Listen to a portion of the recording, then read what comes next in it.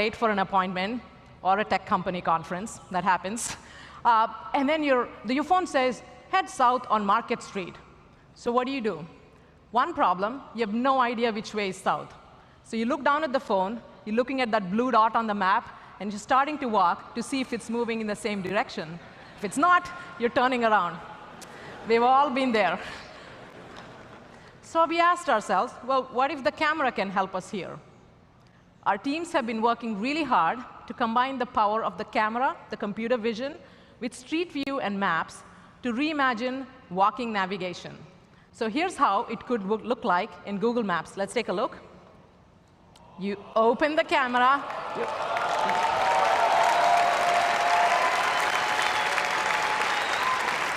You instantly know where you are.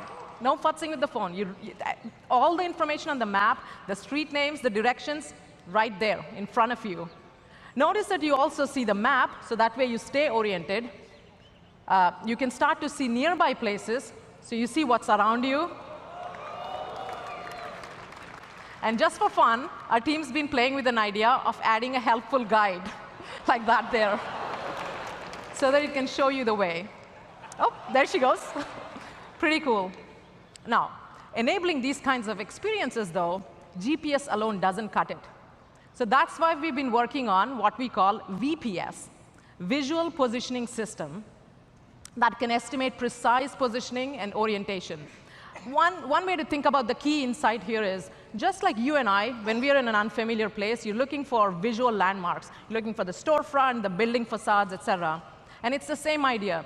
VPS uses the visual features in the environment to do the same. So that way, we help you figure out exactly where you are and get you exactly where you need to go. Pretty cool.